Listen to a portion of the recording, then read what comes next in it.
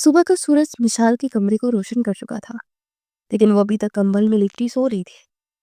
Alarm बजकर खामोश हो चुका था, गोया उस पर कोई असर ना हुआ हो। उसने उठकर अलार्म बंद करने की कोशिश भी नहीं की थी। वो खुद ही थक कर खामोश हो गया। तभी कमरे के दरवाजे पर किसी ने हल्के से दस्तक दी। उठ भी जाओ ना कम्मी, कब तक सोती रहोगी? आज फिर तुमने यूनी से छुट्टी कर ली है। दादी जान की आवाज उसके कानों से पड़ी तो हड़बड़ा कर उठकर बैठी और एक गहरी जमाई ली। फिर दरवाजा खोलकर वो बाहर आई और बाल बिखरे हुए थे और आंखें अभी तक नींद में डूबी हुई थी। शुक्र है तुम्हें होश आ गया। वो बामुश्किल मुस्कुराई और दादी के साथ सोफे पर आकर बैठ। अब जाओ, मेरी शक्ल क्या देख रही हो? जाओ जाकर मुंह धोकर। नकम्मी, यूं क्यों नहीं गई? दादी ने वही सवाल किया तो उसने अपना सर पीट लिया। दादी हुजूर, अब आप हमारे लिए अच्छे अच्छे अलकाबात सीख ले। ये नकम्मी बहुत पुराना हो गया है। दादी की आंखें उबल पड़ी। क्या कह रही हैं दादी हुजूर? ये कौन सी उर्दू है जो टेढ़ा मुंह करके बोल रही है? वो बेख्तियार हंस पड़ी। देखा दादी, आप भी पहचान गई ना, ये बॉलीवुड की उर्दू है। दादी ने उसी वक्त अपनी छड़ी उसकी कमर पर मारी। अस्तगफिरुल्लाह। इसीलिए मैं कहूँ कि तुम्हारा दिमाग क्यों खराब रहता है। तुम रातों को देर देर तक मूवी देखती हो, फिर सुबह छुट्टी कर लेती हो। और देख रही हो तुम रुखसाना अपनी बेटी के कांत? दादी ने शरारत से आंख दबाते उससे कहा तो हंस पड़ी थी। वैसे बहुत भूख लगी है दादी, आज खाने में क्या बनेगा? उसने उनकी गोद में सर रखा तो दादी ने उनके बालों को सहलाया। नाश्ते का टाइम तो गुजर गया। जाहिर है अब तुम्हें रुखसाना नाश्ता तो देने से रही, खाना ही खा लेना। वैसे खाने में टींडे बने हैं। दादी से पहले से अम्मी की आवाज आई। वो एक झटके से उठी और दादी की तरफ देख के रूहान सी शक्ल बनाई। फिर बकायदा अपने हाथ जोड़े। खुदा का वास्ता है दादी, ये टींडों की फरमाइश आपकी ही होगी। मुझे 100% यकीन है अब आपको इस उम्र में कोई टींडों की चिकनाहट नहीं लगने वाली। जो जैसा है वैसा ही रहेगा। कम से कम हम पर तो रहम खाएं। अरे क्या बुरमियानी होती है, कौरमा होता है, कोई मिहारी गचा की बदसाइकर टींडे। उससे बुरे बुरे मुंह बनाए तो दादी ने एक बार फिर से छड़ी का रुख उसकी तरफ कर दिया। शर्म नहीं आती दादी को इस उम्र में अल्लाह अल्लाह का मशवरा देने वाली? अभी तो मैं जवान हूँ। ये सुनकर बाकायदा तौर पर उसकी हंसी बुलंद हुई। आप जवान है तो हम क्या अभी तक पालने में हैं? इसी इससे पहले कि दादी उसे कुछ कहती, दरवाजे की घंटी बजी। मैं देखती हूँ। वो खड़ी हुई और दौड़ कर दरवाजे की तरफ गई।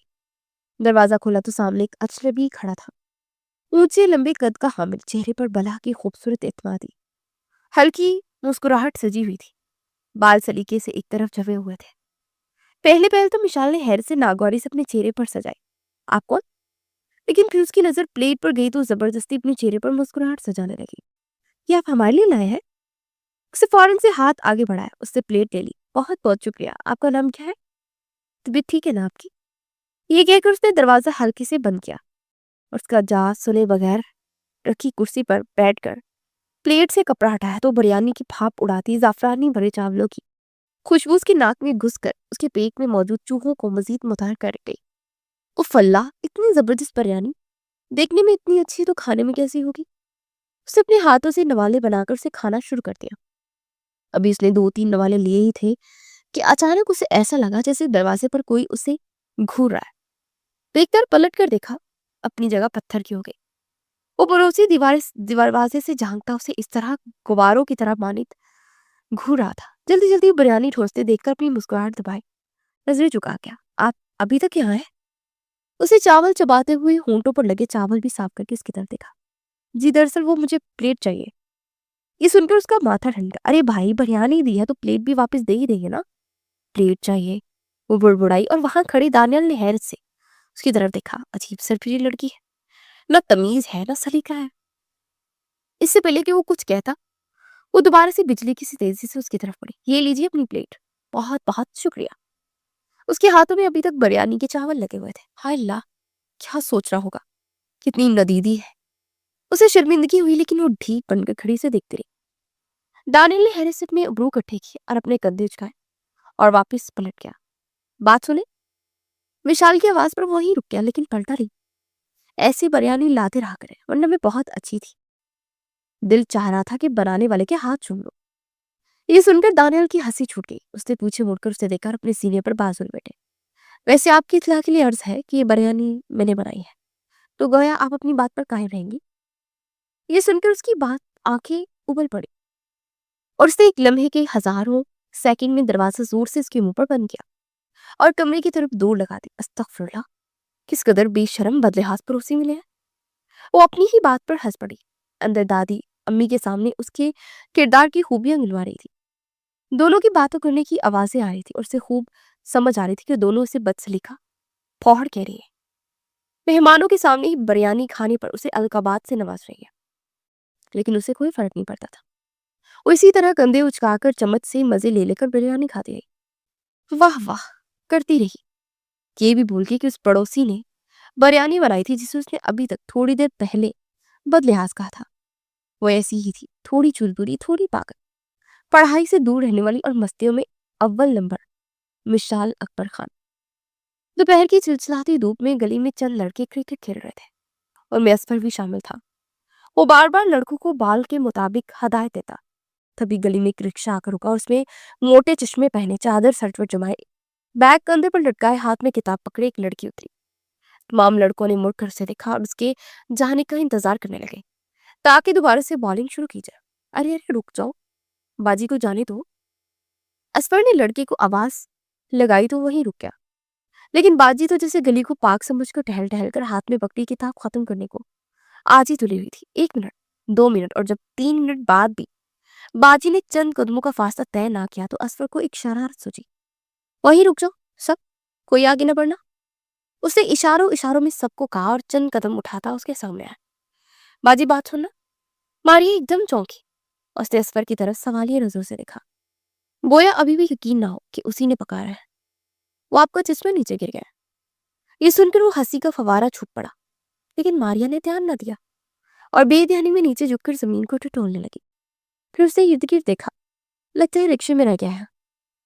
वो आगे बढ़ी तभी पीछे से एक लड़के ने उसे आवाज लगाई, हाँ हाँ देखो तो। बाजी को याद ही नहीं कि चश्मा तो उनकी नाक पर ही मौजूद है। मारिया एक लम्हे के लिए ठटक गई।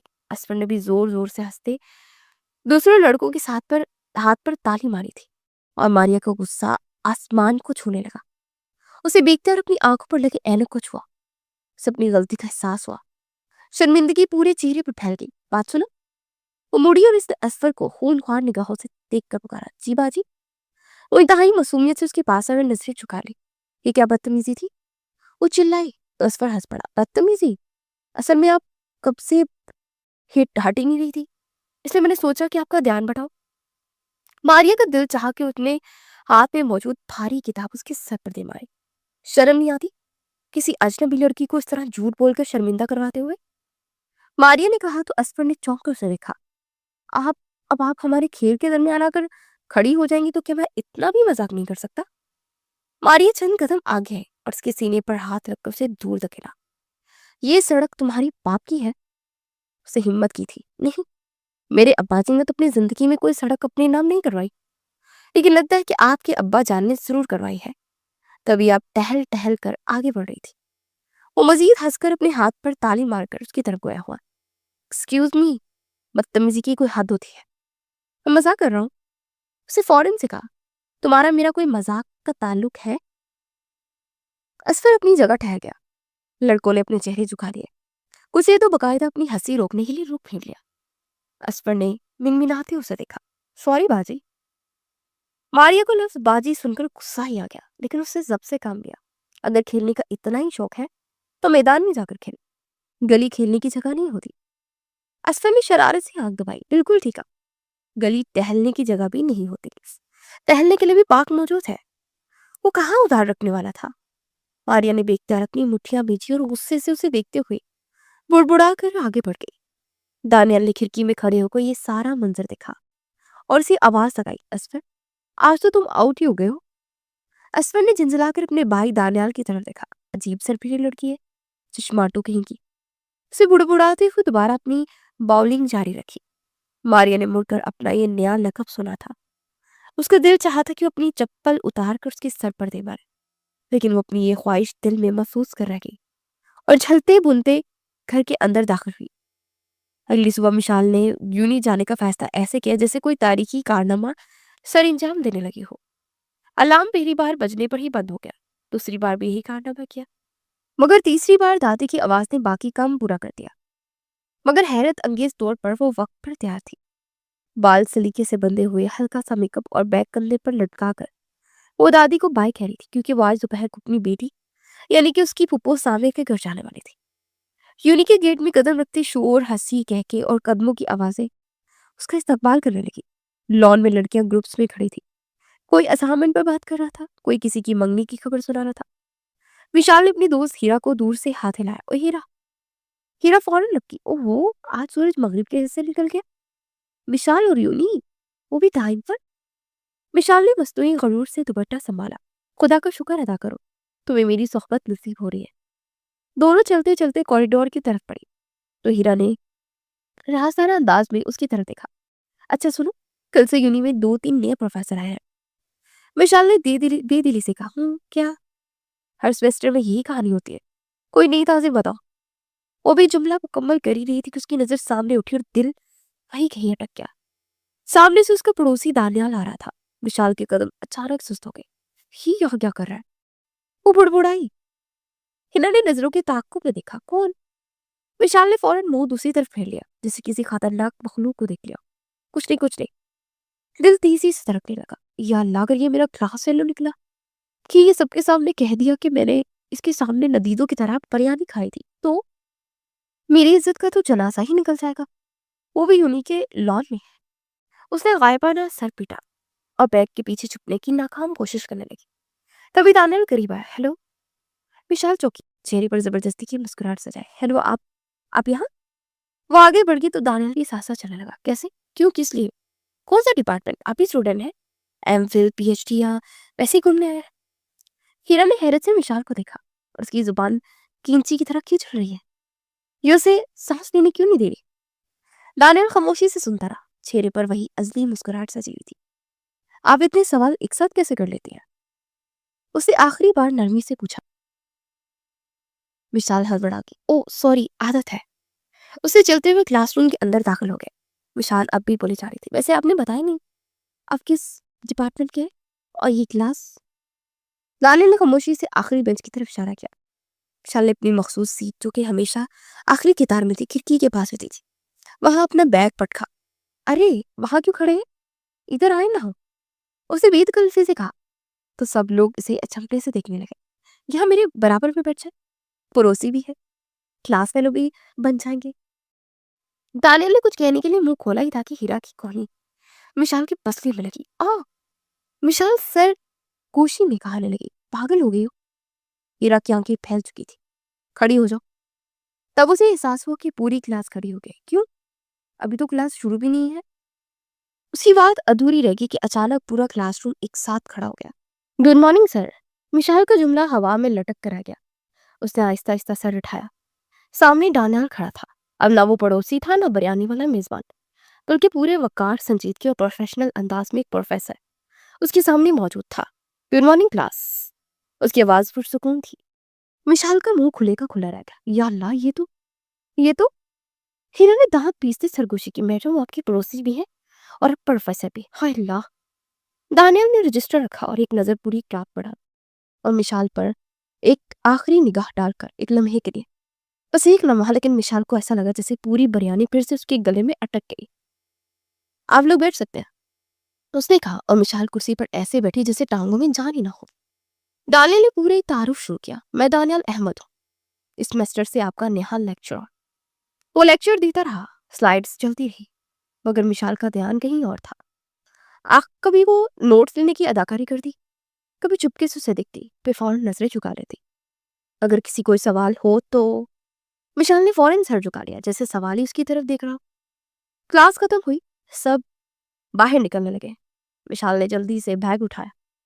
निकलने ही वाली थी कि पीछे से आवाज आई। विशाल। उसका दिल डूब गया। जी सर। दानियल ने हल्की सी मुस्कुराहट दबाई। बिरयानी आज भी इतनी अच्छी लगती है? विशाल की आंखें फैल गई। सर। वो हल्का हंसा। फिक्र न करे, राज राज ही रहेगा। विशाल ने आंखें बंद कर ली। या अल्लाह, यूं नहीं तो शुरू हुई है, मगर लगता है मेरी आजमाइश अभी भी शुरू हो गई है। वो पैर पटक कर आगे बढ़ी। दिलचस्प, बहुत दिलचस्प। दानियल ने गहरी नजरों से उसे देखा और मुस्कुराया। कॉलेज की इमारत में इस दिन कुछ ज्यादा ही सनसनी फैली हुई थी। राहदारियों में कदमों की चाप दबे दबे अंदाज में गूंज रही थी और क्लासरूम के अंदर ऐसी खामोशी थी जैसे किसी ने आवाजों पर पाबंदी लगा दी हो। वजह साफ थी, अंग्रेजी लिटरेचर के प्रोफेसर जिन्हें पूरे कॉलेज में हिटलर सर के नाम से जाना जाता था, वो इस वक्त लेक्चर दे रहे थे, या यूं कहें कि अल्फाज को सजा दे रहे थे। चश्मा नाक की नोक पर और भुरें आपस में मिली हुई थी। आवाज में ऐसी सख्ती कि सुनने वाला कांप सा जाता। मारिया अपनी मखसूस सीट पर बैठी थी, उसके हाथ में पेन था और आंखें पूरी तवज्जो से बोर्ड पर जमी हुई थी। आज का लेक्चर वाकई अहम था। शेक्सपियर का एक मुश्किल सा ड्रामा जिसके नोट्स इम्तिहान में आने वाले थे, वो एक लफ्ज भी छोड़ना नहीं चाहती थी। उस समय उसकी दोस्त सारा ने आहिस्ता से उसे कोहनी मारी। मारिया ने चौंक कर उसे देखा। भवी सुकीड़ी।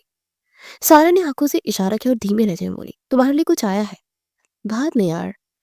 मारिया ने सरगोशी की, लेकिन सारा को सब्र ना हुआ। उसने बैग के नीचे से एक छोटा सा डिब्बा निकाला। मारिया के माथे पर सवाल या निशान उभरा। मेरे लिए? इस वक्त किसने दिया? उसने डिब्बा ले लिया। नजर एक लम्हे को प्रोफेसर पर डाली जो इस वक्त किसी बात पर तलबा को घूर रहे थे। फिर तजस्सुस के हाथों मजबूर होकर आहिस्ता से ढक्कन खोल दिया। अगले लम्हे एक दिल दहला देने वाली चीख पूरे क्लासरूम में गूंजी। डिब्बा उसके हाथ से छूटकर फर्श पर जा गिरा और उसमें से अलग अलग किस्म के कीड़े रेंगने लगे। कॉकरोच, कछुए और न जाने क्या क्या। क्लास में हलचल मच गई। लड़कियां चीखी, कुर्सियां पीछे हुई। कोई मेज पर चढ़ गया तो कोई कुर्सी पर उछलने लगा। मारिया का रंग जर्द पड़ गया। वो अपनी जगह साकित खड़ी थी। आंखें हैरत से फैल गई और सांस उखड़ी हुई। खामोश। प्रोफेसर की आवाज गूंजी। सब साकित हो गए। उन्होंने फर्श पर नजर डाली, फिर मारिया को देखा। ये क्या तमाशा है? मारिया के होंठ कांप रहे थे। सर मुझे नहीं पता, बस। उन्होंने हाथ उठाया। वो डर कर उछल पड़ी। बाहर जाओ फौरन। मेरे लेक्चर में खलल डालने की इजाजत नहीं है तुम्हें। मारिया की आंखों में आंसू भर आए। सर प्लीज, आज का लेक्चर बहुत अहम है, गेट आउट। सर की आवाज में कोई नरमी नहीं थी। मारिया ने कांपते हाथों से किताबें समेटी और क्लास से बाहर निकल आई।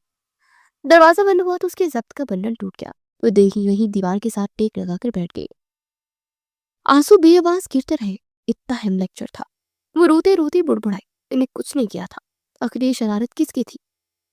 कॉलेज की पिछली राहदारी में इस वक्त गैर मामूली खामोशी थी, मगर असफर मारिया को रोते हुए देख रहा था। उस लम्हे पहली बार उसके अंदर की शरारत शर्मिंदगी में बदल गई। वो आहिस्ता आहिस्ता आगे बढ़ा। बाजी। मारिया ने चौंक कर सर उठाया। आंखें सुर्ख थी, चेहरा आंसू से भीगा। असफर ने निगाहें झुका ली। वो डिब्बा दरअसल मेरी हरकत थी। उसने गहरी सांस दी। मारिया की आंखों में हैरत और दुख से मटा। तुम्हें अंदाजा है क्या किया है तुमने? असफर ने फौरन कहा, मुझे नहीं पता था सर, आपको निकाल देंगे, बस ये मजाक था। मारिया ने अपना सर पीटा। अब तुम यहाँ भी पहुंच गए मुझे तंग करने? ये मजाक नहीं था, समझे तुम? मारिया की आवाज लर्ज गई। मेरा नुकसान हुआ है। असफर ने पहली बार मुकम्मल संजीदगी से उसे देखा। वो चश्मे के पीछे आंसू बहा रही थी। मुझे अफसोस है बाजी, ओ आई मीन मारिया, सच में। वो कुछ समय खामोश रहा, फिर इर्द गिर्द देखा। रुको, मैं कोई इंतजाम करता हूँ। मारिया ने बेयकीनी से उसे देखा। अब क्या करोगे तुम? रहने दो, पहले जो किया वो कम है क्या? असफर ने उसकी बात को नजरअंदाज किया, फिर इर्द गिर्द देखा, फिर से इशारा किया, इधर आए।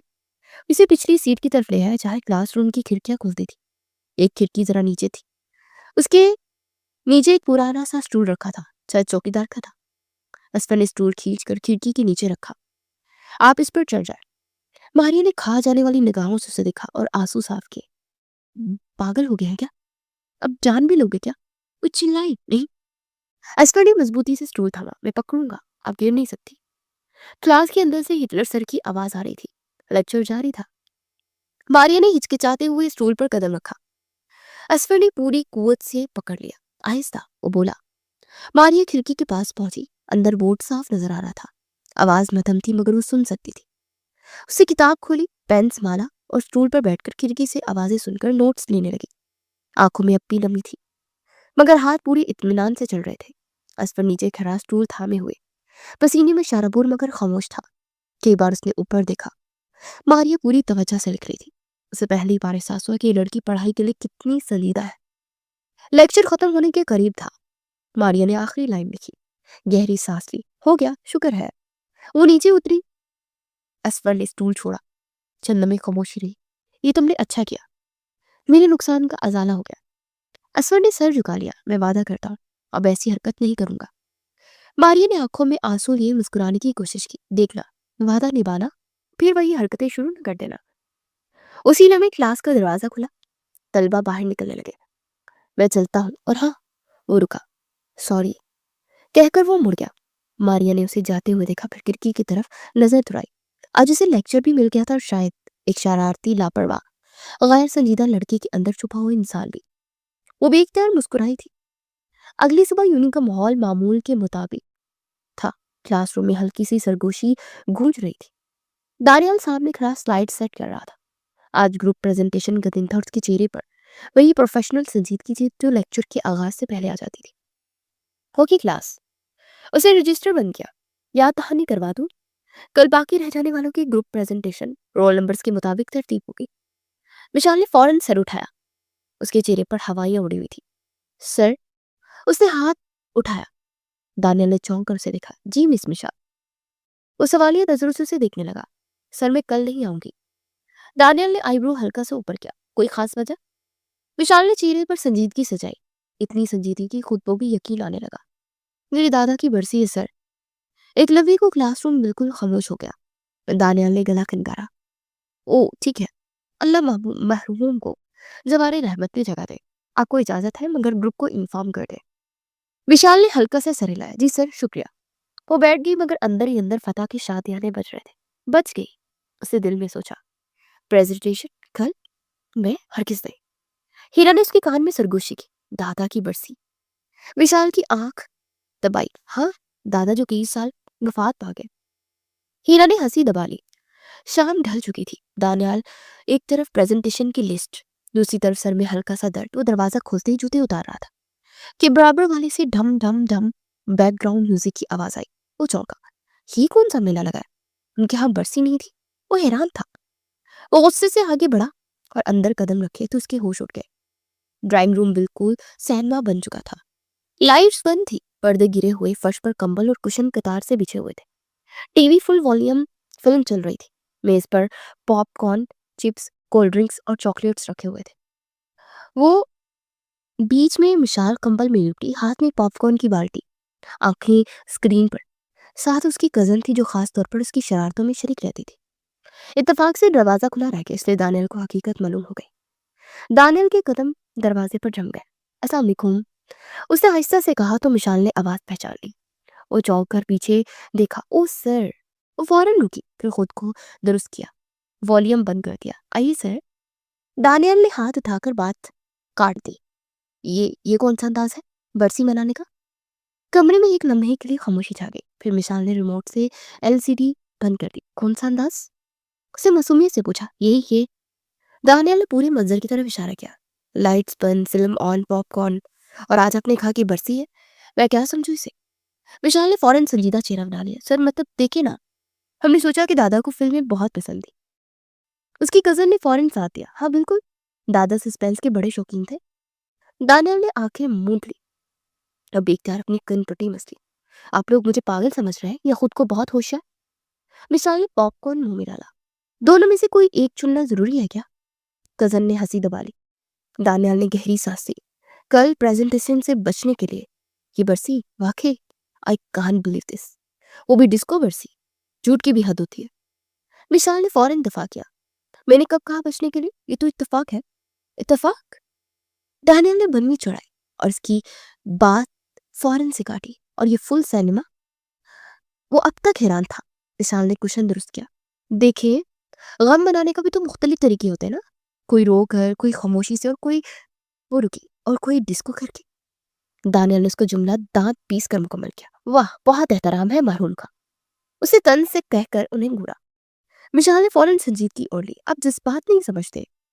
वो मसनूई आंसू बहाने लगी। मैं अच्छी तरह समझता हूं आपके जज्बात, इसलिए कल आपको अपने ये जज्बात प्रेजेंटेशन की सूरत में पूरी क्लास के सामने दिखाने होंगे, ठीक है? दानियल का ऐलान सुनकर मिशाल की आंखें फैल गई। वो अपने कजन्स की तरफ मुड़ी।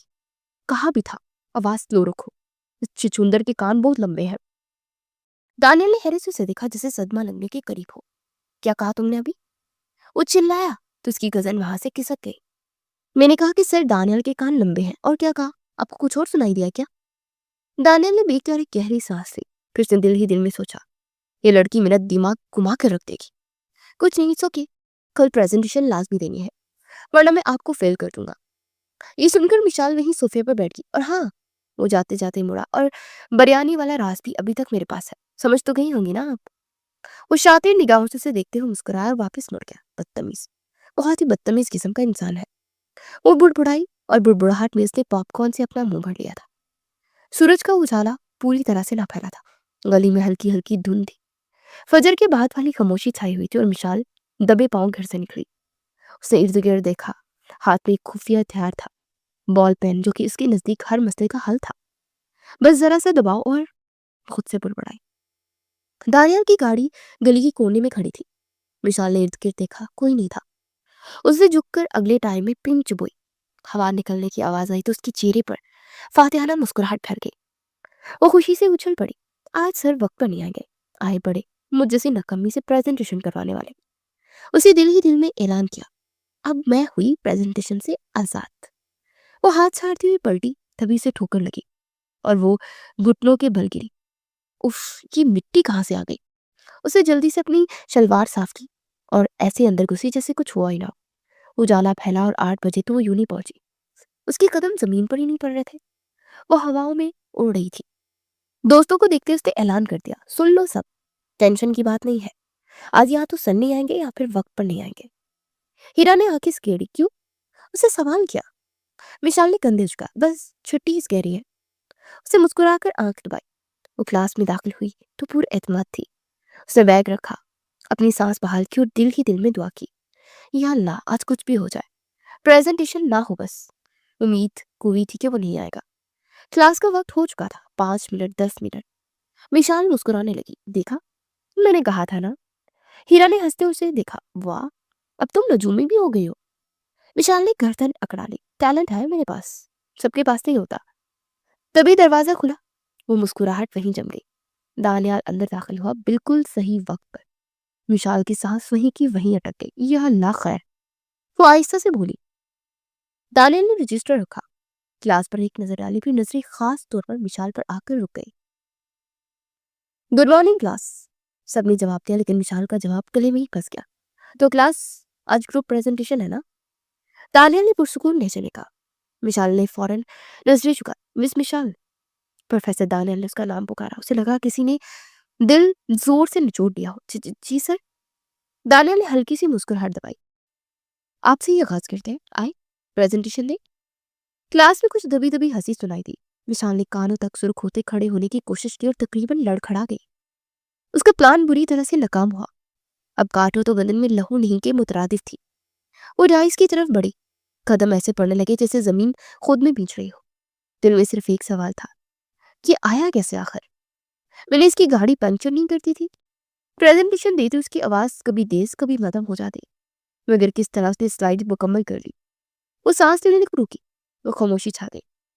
दानियल ने बेतहाशा तालियां बजाई। Well done. विशाल ने सुकून का सांस लिया, मगर वो सांस पूरा भी ना हुआ कि दानियल ने अगले जुमले ने साकित कर दिया। और हाँ, वो जरा आगे बढ़ा। आईना जब आए, हाथ चाट कर आया करे। विशाल का दिल धक से रह गया। क्यों सर? दानियल ने नहायत संजीदगी से देखा। टायर में बहुत मिट्टी थी, लग गई होंगी ना। एक लम्हे को कमरा साकित हो गया, फिर कह के बुलंद हुए। विशाल का मुंह खुले का खुला रह गया, आंखें फैल गई। इसे कैसे पता चला? वो सोचे बगैर न रह सकी। सर, दानियल ने हाथ उठाकर से रोका। फिक्र न करें। फिर हल्की सी शरारती बड़ी नजर से उसे देखा। अच्छी पंचरिंग थी, मगर स्पेयर पार्ट्स भी तो होता है ना मिस विशाल। क्लास एक बार फिर हंस पड़ी। विशाल कुर्सी पर बैठ गई, मुंह हाथों में छुपा लिया। हीरा ने झुककर उसके कान में सरगोशी की। नजूमी साहिबा, अब क्या हुआ? विशाल ने खूनख्वार नजरों से उसे देखा। मैं आज से सिर्फ पढ़ाई करूंगी, साजिशें मेरे बस की बात नहीं। और सामने डाइस पर खड़े रजिस्टर बंद करते हुए दानियल ने उसकी बात सुनने के बाद मुस्कुराहट अपने चेहरे पर सजा ली। विशाल शर्मिंदा सी हंसी और बाहर निकल गई, और दूर तक उसे जाता दिखता रहा। काम चोर तो सुना था, पर आज पढ़ाई चोर भी दिख लिया। वो हंस पड़ा था। विशाल किचन में खड़ी अपने लिए मैगी नूडल्स बना रही थी जब उसे किचन के दरवाजे पर किसी की दस्तक सुनाई दी। वो मुड़ी और हैरान हुई। अरे तुम कब आए? खैरियत है? तुम्हारे प्रोफेसर भाई ने आज तुम्हें डंडे के जोर पर पढ़ाई के लिए नहीं बिठाया? तो हंस पड़ी। नहीं नहीं, अब इतने भी बुरे नहीं है जितनी आप तस्वीरें खींचती है। उसने विशाल की बात सुनी और फौरन से नफी की। अच्छा, वो तो मुझे दिखाई देता है। खैर, खैरियत है? विशाल ने मैगी बनाते हुए शिरकत की दावत दी। नहीं, ये सड़ी हुई डिश आप ही खाए, मैं तो साफ पराठे मक्खन वाला इंसान हूँ। मुझसे ये गैर मुल्की उबला हुआ बदजायका खाना नहीं खाया जाता। असफर ने कानों को हाथ लगाया और फिर लगे हाथों मारिया को पूछा, मारिया, ऊपर छत पर है, आज पेंटिंग का भूत चढ़ा है ना? बस हर वक्त कुछ ना कुछ करना, किताबों से मुतल्लिक, यूं नहीं कभी अपने जहन को भी आराम दे दे। असफर हंस पड़ा, बिल्कुल, हम दोनों की तरह। विशाल भी मुस्कुराए, फिर उसने छत की तरफ कदम बढ़ा दिया, जहां मारिया बड़े से कैनवस के आगे पेंटिंग की ट्रे अपने हाथ में पकड़े ब्रश कलर में डुबोकर फैला रही थी।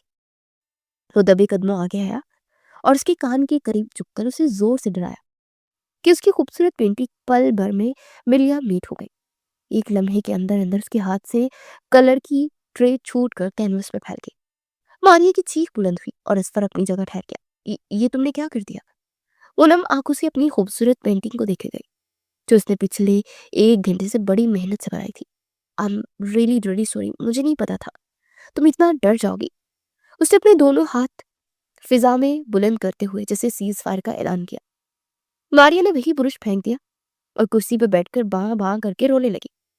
असफर ने चंद में तो हैरानी से उसे देखा, फिर उसे बेख्तियार हंसी आ गई। जरा भी शर्म है तुम्हें? मुझे हमेशा तंग करते हो, कभी कोई नुकसान तो कभी कोई। आज तो तुमने मेरी इतनी अच्छी पेंटिंग खराब कर दी। उसका दुख किसी तौर कम ही ना हुआ। कम ऑन यार, एक पेंटिंग पर इतना रो रही हो, तुमने जानबूझकर तो नहीं किया? असफर ने सीने पर बाजू लपेटकर गौर से उस चश्माटू मारिया को देखा। कुछ ही दिनों में उसकी दोस्त वो बन गई थी और आखिर उसके उल्टे काम पर उससे नाराज थी। तुम्हें पता है, मुझे ये पेंटिंग अर्जेंट अपने असाइनमेंट के लिए बनवानी थी। अब सब कुछ खराब हो गया, अब मैं क्या जमा करवाऊंगी? तो वक्त भी नहीं है। तुम्हारे लिए तो हर चीज खेल होती है ना, चाहे पढ़ाई हो या किसी का टैलेंट। तुम्हें बस हंसना आता है और दूसरों को रुलाना। वो एक झटके से कुर्सी से उठी और मुंह से हाथ रखकर रोते हुए बाहर निकल गई। असफर ने अपना सर पकड़ लिया, पता नहीं क्या मुसीबत है। वो बैठकर हल सोचने लगा और तभी उसके जहन में हल आ चुका था। शुक्र है नवीद, आज अगर तुम ना होते तो क्या होता। उसे अपने एक पेंटर दोस्त की याद आई। उसने मिशाल से चंद जरूरी मालूमात उसके असाइनमेंट से मुतल्लिक ली, क्योंकि मारिया की उससे बात करने की रवादार ना थी। शाम होते ही मिशाल जब अपने कमरे में जाने लगी तो मारिया उसे परेशान सी दिखाई दी। इससे पहले कि वो कुछ पूछती, दरवाजे की बेल बजी और फौरन से दौड़कर बाहर आई तो कॉरियर वाला खड़ा था। हाथ में एक बड़ा सा फ्रेम नुमा कोई चीज थी। ये क्या है? उससे हैरत से वसूल की और पैसों का पूछा तो कॉरियर वाला बगैर सुने वापस लौट गया। हैरत है, वो बुड़बुड़ाई और इतनी बड़ी फ्रेम को घसीट कर अंदर ले आई। मारिया, मारिया, ये क्या है? उसने भी ना समझी से मिशाल की तरफ देखा। तभी उसकी वालदा भी अंदर आई। मारिया, ये क्या मंगवा लिया? तुम्हें मना भी करती हूँ कि ऑनलाइन शॉपिंग में इतने पैसे मत जाया करो। उसे डांटने लगी। अम्मी, अम्मी, मैंने तो कुछ भी नहीं मंगवाया, मुझे क्या पता क्या है। जब तक खोलूंगी नहीं पता नहीं चलेगा। वो परेशान सी आगे बढ़ी और जैसे ही फ्रेम से कवर हटाया तो उसकी आंखें खुल गई। वो खुशी से उछल पड़ी। मुझे यकीन नहीं आ रहा, असफर इतना बड़ा काम भी कर सकता है। लगता है इसे बहुत ज्यादा शर्मिंदगी हुई है, दिल पर ही ले लिया है। वो मुंह पर हाथ रखकर हंसने लगी। विशाल और उसकी अम्मी ने नासमझी से उसकी तरफ देखा। बताती हूँ, असल में असफर से मेरी सारा असाइनमेंट का प्रोजेक्ट खराब हो गया था। बस मैंने उसे बातें सुना दी और उसे लगता है कि अर्जेंट पेमेंट करके पेंटिंग बनवाकर मुझे भेजा है। और नहीं, ये तो मुझसे भी ज्यादा अच्छी बनी है। मारिया ने दिलचस्पी से उसकी पेंटिंग पर हाथ फेरा। उसकी वालदा तो बुड़बुड़ाती वहां से वापस लौट गई, लेकिन माँ मिशाल ने आंखें सुखेर कर उसे देखा। ये क्या माजरा है भाई? कमर पर हाथ रखी उसे घूरने लगी। क्या मतलब? मारिया जज्बा सी हो गई थी। ये असफर कब से इतना अच्छा हो गया? वो नखट्टू लापरवाह, पढ़ाई से भागने वाला, उसे क्या पता कहाँ से इतनी अच्छी पेंटिंग बनती है। क्या चक्कर है? हाँ, विशाल ने आखिर में हंसते उससे आंख मारी और कोहनी का टोका दिया तो मारिया ने बेख्तियार अपने कानों को छुआ। तो आप है आपी, क्या सोच लेती हो? ऐसा कुछ भी नहीं है। और तुम्हें क्या लगता है मुझ जैसी पढ़ाकू लड़की से चुनेगी? हरगिज नहीं। मैं अपनी जिंदगी में ऐसे इंसान को मुंतखब करूंगी जो बिल्कुल मुझ जैसा होगा, उसकी तरह लापरवाह, नखट्टू और गैर संजीदा नहीं, समझिए आप? वो पेंटिंग को घसीट कर अंदर ले जाने लगी। विशाल ने मुड़कर देखा तो असफर दरवाजे पर खड़ा अपनी जगह साकित था। शायद उसने मारिया की सारी बातें सुन ली थी। वो मुस्कुरा भी ना सका। बात सुनो असफर। विशाल आ गई तो असफर ने दुख भरी मुस्कुराहट चेहरे पर सजाई। वो मेरी कॉल आ रही है, एक्सक्यूज मी, बाद में आता हूँ। वो पीछे पलट गया और तेजी से कदम बढ़ाते अपने कमरे के अंदर दाखिल हो गया। वो वहीं बिखरे हुए वजूद के साथ सर जमीन पर बैठ गया। चंद में तो उसने अपनी सांसें बहाल की। मुझे इतना बुरा क्यों लग रहा है? उसने खुद से सवाल किया। उसकी जिंदगी वो जिसे चाहे अपनी जिंदगी में शामिल करे। मैं कौन होता उसे रोकने वाला और टोकने वाला? उसे देखते और खुद से सवाल किया और फिर गहरी सांस भरकर खड़ा हो गया। दिल एक बार फिर से दुख से भर गया कि मुझे चैन क्यों नहीं पड़ रहा। वो यहाँ से वहां टहलने लगा और तब दिल की धड़कन ने धक धक होते उसे ये नवीद सुनाई, जिसे सुनने के बाद उसे अपने पैरों तले से जमीन निकलती दिखाई दी। वो इस चश्माटू बाजी से जिसका नाम मारिया था और जो उसे पहली नजर में प्यारी लगी थी, इश्क में मुब्तला हो गया था। लेकिन उसके मुंह से अपने वजूद का इनकार सुनकर उसका दिल रेसा रेसा हो गया था। सुबह का वक्त था, सूरज आहिस्ता आहिस्ता सड़क पर रोशनी फैला रहा था। दानियल अपनी गाड़ी लेकर कहीं जा रहा था। वो अपने ख्यालात में गुम था कि अचानक एक बूढ़ी औरत सीधी उसकी गाड़ी के सामने आ गई। दानियल ने फौरन ब्रेक लगाई और गाड़ी रोकी। अल्लाह अकबर! वो फौरन बाहर निकला। अब ठीक है? दानियल ने मोहतात अंदाज में पूछा। बूढ़ी औरत ने मुस्कुराते उसे देखा। हाँ बेटा, बस थोड़ा सा झटका लगा। तुमने वक्त पर रोककर बड़ी मेहरबानी की। दानियल ने अपना चेयर हाथ आगे बढ़ाया तो उन्होंने बेसाख्ता थाम लिया। ले आपको घर छोड़ दूंगा। दानियल ने फौरन गाड़ी पार्क की और औरत को सामने के निशिस्त पर बिठाया। किस तरफ रहती हैं आप? गाड़ी स्टार्ट की और पता पूछा। बूढ़ी औरत ने रास्ता बताया। वो दोनों गाड़ी में बैठे और रास्ते में दानियाल बूढ़ी औरत से बातें करता रहा। उन्हें बहुत अपना अपना सा लगा। थोड़ी देर में एक पुराने मोहल्ले में वो दाखिल हुए। दानियल ने हैरान को निगाहों से उन्हें देखा। क्या आप मिशाल की दादी है? बूढ़ी औरत ने हंसकर सर हिलाया। हाँ बेटा, लेकिन तुमने कैसे पहचाना? वो मुस्कुराया। मैं आपके घर बिरयानी देने आया था ना, शायद आप उस दिन नहीं थी, मैं आपसे नहीं मिला। दादी ने फौरन दानियल को देखा। अच्छा, तो वो तुम थे? दानियल ने इस बात में सर हिलाया। घर के अंदर वो दाखिल हुए। बेटा, तुम यहाँ कब आए? घर में कौन कौन मौजूद है? कौन कौन रहता है? दादी उसका सहारा लेती अंदर आई। दानियल ने गहरी सांस ली और आहिस्ता से बताया। आंटी, मैं यहाँ इसलिए आया हूँ कि अपने बिछड़े खानदान से मिल सकूं। मेरे वालिद साहब मंजूर अहमद बैरून मुल्क में रहते हैं और वो यहाँ आएंगे, इसलिए मैं अपनों की तलाश में आया हूँ। मेरे साथ मेरा भाई रहता है। अम्मी हमारे बचपन में अल्लाह को प्यारी हो गई थी। दादी ने हैरत से आंखें फैलाई। मंजूर अहमद? एक बोली बसरी याद उनके जहन में आई। मिशाल और मारिया की वालदा ने भी बगौर उनके अल्फाज सुने। मंजूर अहमद? क्या तुम्हारे वालिद साहब का नाम मंजूर अहमद है? उन्होंने भी दादी की तरफ देखकर एक बार फिर से सवाल किया। जी आप जानती हैं ना? दानियल को तजस्सुस तजस्सुस हुआ। नहीं बेटा। दादी की आंखों में आंसू झिलमिलाए। मेरा मंजूर अहमद तो जहां गया वहां से कोई वापस ही नहीं लौट सकता। मिशाल की वालदा ने आगे बढ़कर उनके कंधे पर हाथ रखा। आई एम सॉरी अगर मैंने आप लोगों को अपनी बातों से तकलीफ दी है। दानियल को दुख हुआ। नहीं बेटा, ऐसा कुछ नहीं है। इससे पहले कि बात आगे बढ़ती तभी मिशाएल बाहर आई। उनके चेहरे पर मुल्तानी उसकी मिट्टी लगी हुई थी। उसने अपनी आंखों पर खीरे काट कर रखे हुए थे। सर को कदरे ऊंचा उठाए चलने लगी। अरे दादी, आप आ गई? उसकी आंखें हनूज बंद थी। मैं आ गई हूँ, लेकिन अब तो अपनी आंखें खोल लो। अचानक से माहौल की वो उदासी गायब हो गई। क्यों, कोई खास मेहमान भी आया है क्या आपके साथ?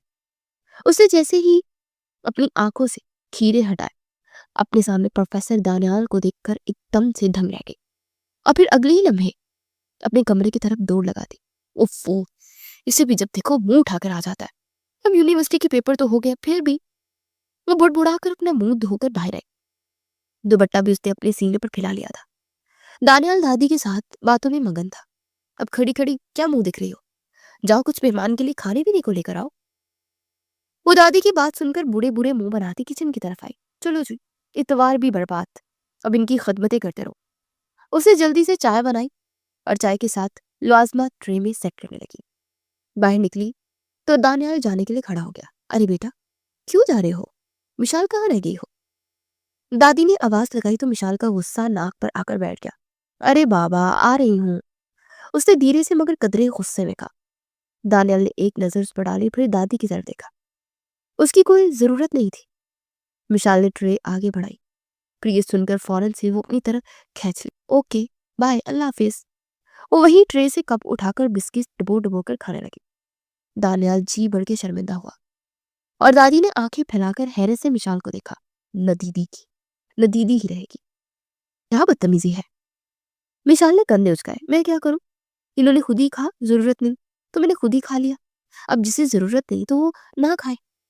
दानियाल हंस पड़ा। दादी, वैसे भी मुझे जल्दी जाना है, मैं फिर आऊंगा। अब तो मुलाकात होती रहेगी। पड़ोसी जो बन गए हैं। दानियल ने सर झुकाकर उनका प्यार अपने सर पर लिया और फिर बाहर निकल गया। उसकी जाते ही दादी ने अपनी छड़ी उठाकर मिशाल की कमर पर मारी। मेहमानों के साथ ऐसा सलूक करते हैं? ये सुनकर वो हंस पड़ी। मेहमान? ये रोज रोज शक्ल दिखाने वाले मेहमान नहीं होते, पड़ोसी है, पड़ोसी। आधा दिन हमारे घर में ही गुजारते हैं। वो कीनू छील छील कर खा रही थी। दादी ने अपना सर पीट लिया। कब सुधरोगी तुम? विशाल ने मासूमियत से उनकी तरफ देखा, फिर उनके कान के करीब झुककर ऊंची आवाज में कहा, कभी नहीं। दादी की छड़ी एक बार फिर से मिशाल की कमर पर थी, लेकिन इस बार निशाना चूक गया था। दानियल के जहन में अभी तक दादी की बातें घूम रही थी, न जाने क्यों, लेकिन उसे दादी की बातों को दिल में लिए अजीब से ख्यालात आ रहे थे। उसके अंदर कोई सवाल सर उठा रहा था जो अब खामोश रहने वाला नहीं था।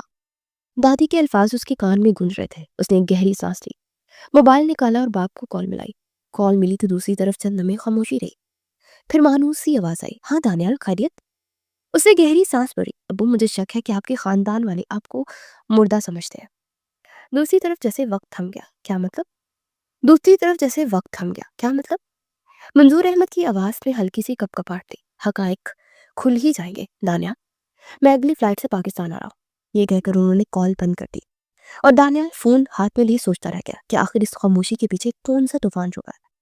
2 दिन बाद दानियाल असफर के साथ मिलकर नौजवान बेगम यानी दादी के घर आया। आंटी, हमने अपने घर छोटी सी दावत रखी है, आप हमारे बुजुर्ग हैं, प्लीज जरूर आइएगा। वो पूरे घर को भी लाइएगा। दानियाल ने मोहब्बत से कहा तो दादी ने उसका माथा चूमा। जाने क्यों, लेकिन तुम्हें देखकर मुझे मेरा बेटा याद आ जाता है। उनकी आंखें एक बार फिर से नम हो गई। शाम को दादी स्पेशल सलवार कमीज पर ब्राउन चादर ओढ़े अपनी पोती और बहू के साथ उनके घर गई। दोनों ने मिलकर दावत का अच्छा एहतमाम किया। मारिया ने विशाल के कान में सरगोशी की, ये तुम्हारे प्रोफेसर तो बड़े कोई सुगड़ इंसान है। विशाल ने उसे घूर कर खामोश रहने का इशारा किया। दायरी के दिल में एक अनजानी सी बेचैनी छाई। तुम्हारे बाबा कब आएंगे? इससे पहले कि वो कुछ और कहती, दरवाजा खुला और सब कुछ जैसे एक लम्हे को साबित हो गया। सामने मंजूर अहमद खड़े थे, वही आंखें, वही माथे की शक्ल, वही वक्कार, बस बालों में चांदी उतर आई थी। दादी की आंखें फैल गई, उनके हाथ कांपने लगे। वो आहिस्ता आहिस्ता उठी, जैसे यकीन और वहम के बीच झूल रही। मंजूर, तुम जिंदा हो? उनके लबों से बेख्तियार निकला। मंजूर अहमद एक लम्हे भी न रुके, तेज कदमों से आगे बढ़े। अम्मी, बस मुझे एक लफ्ज उनके मुंह से निकला था, मगर उसने बरसों की जुदाई, दर्द और इंतजार से मटाया था। दादी की हिम्मत जवाब दे गई। वो गिरने लगी तो मंजूर अहमद ने लपक कर उन्हें थाम लिया। मेरा बेटा जिंदा है? कहाँ थे तुम? दादी की आवाज रोनते वो उनके सीने से लगकर रो पड़ी। मैं जानती थी तुम मर नहीं सकते। दादी का दिल कभी झूठ नहीं बोलता। मंजूर अहमद के आंसू दादी के कंधे पर घो रहे थे। मुझे माफ कर दिया अम्मी, हालात ने मुझे मजबूर कर दिया था।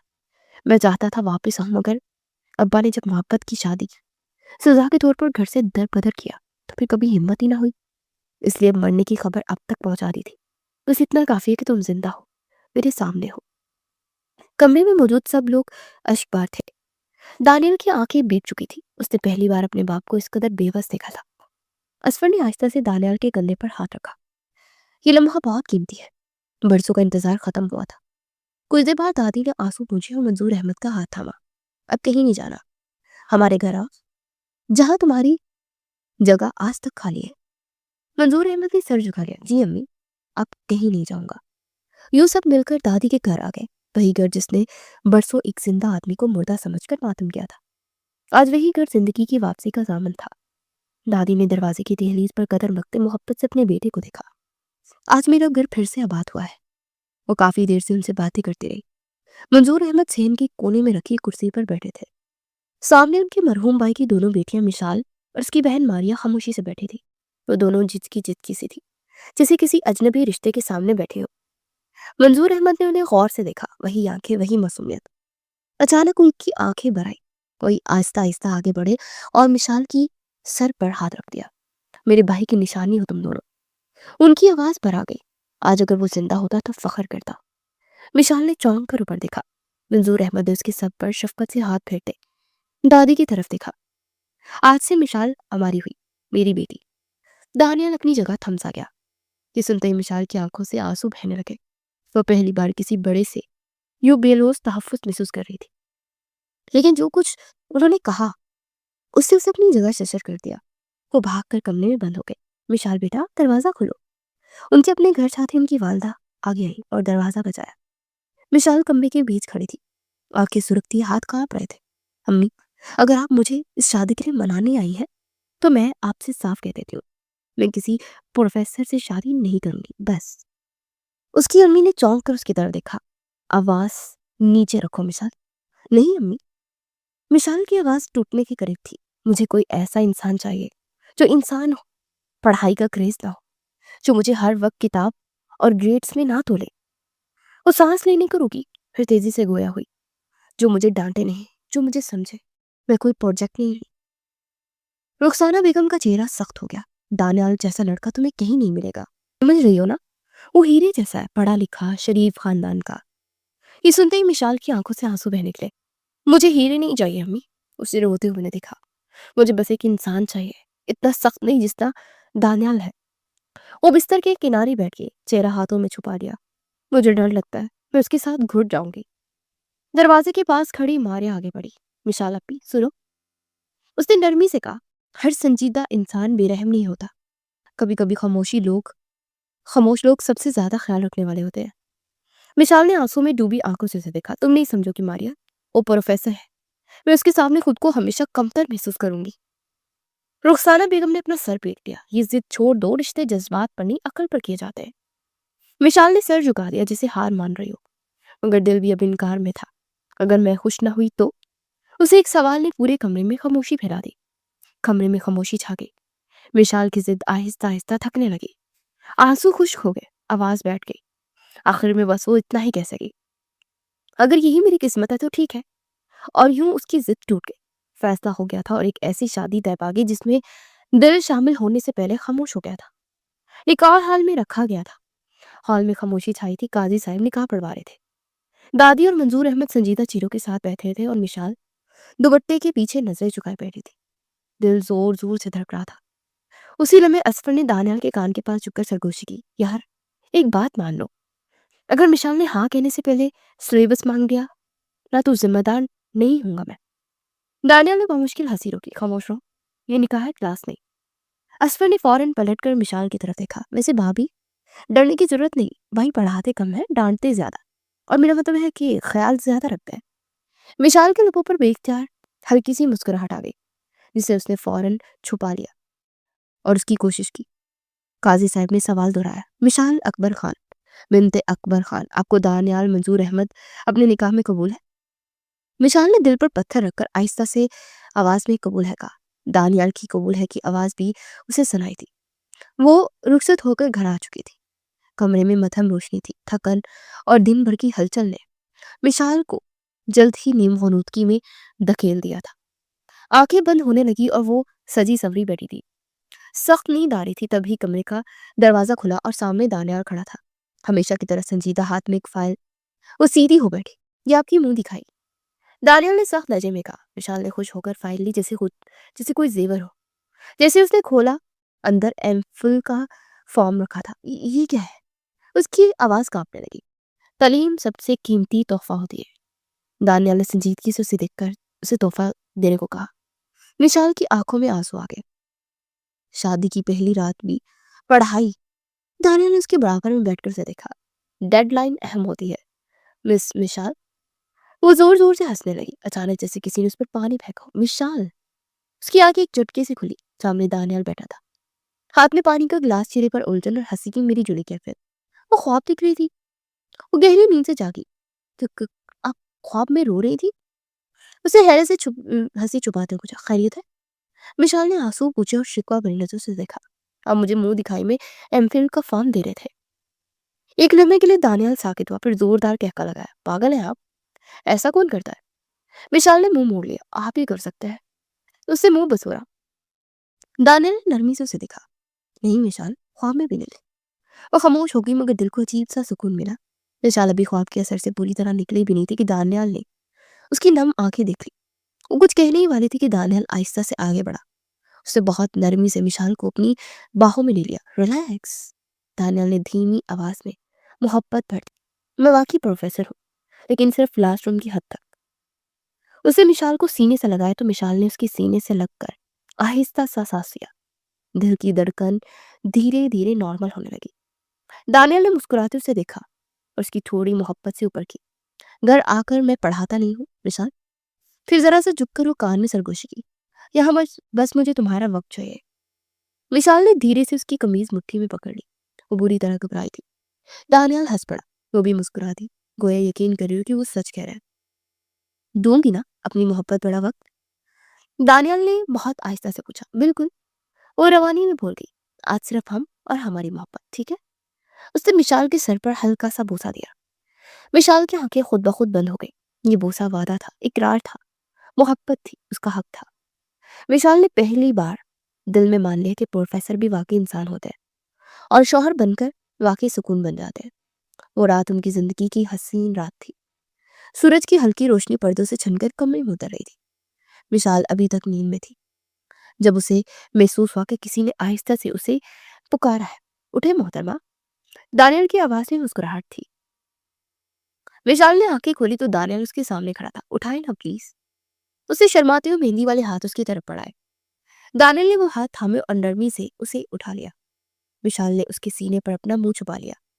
दानियल ने उसे खुद से बेहद करीब कर लिया। वो शर्मा कर उसे देखने लगी।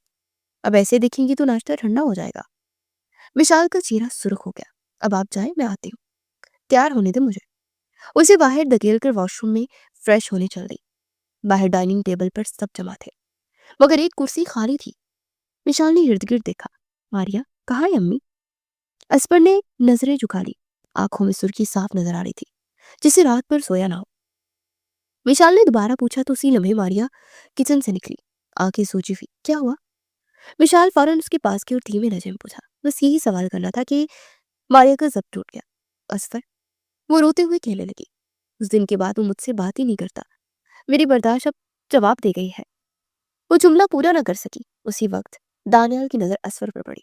वो उठा और उसके करीब गया और हल्के से कंधे पर हाथ रखा। बहुत ड्रामा हो गया है, अब जाओ और उसे मनाओ। असफर ने सर उठाया और संजीदगी से उसे देखा, फिर अचानक हंस पड़ा। सब चौंक गए।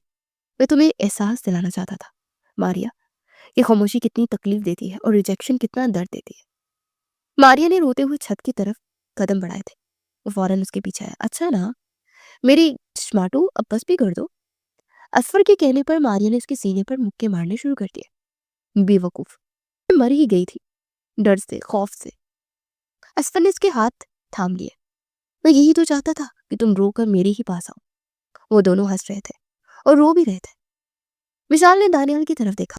मोहब्बत की नई कहानी जन्म ले चुकी थी। दानियाल और विशाल के वलीमे वाले दिन असफर और मारिया का निकाह रखा गया। दानियाल और विशाल तो अगले दिन हनीमून के लिए निकल पड़े और वो दोनों अपने कमरे में बैठे अपनी रात को हसीन बना रहे थे। मैं समझी तुम अब कभी मुझे मिल नहीं सकोगे। वो उसके सीने पर सर रखकर उसकी बाहों में मोहब्बत का इजहार करती, अपने खौफ को जाहिर कर रही थी। असफर ने उसे अपनी बाहों में भींच लिया था।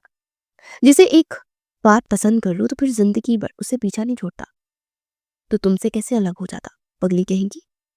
मारिया हंस पड़ी और असफर ने हंसी को दायमी होने की दुआ देकर उसे मजीद खुद में भींच कर अपनी जिंदगी से ये वादा किया था कि वो हमेशा उसे खुश रखेगा और अब कभी उसकी आंखों में आंसू नहीं आने देगा। मोहब्बत की ये दो खूबसूरत दास्तानें अपने इंजाम तक पहुंच चुकी थी।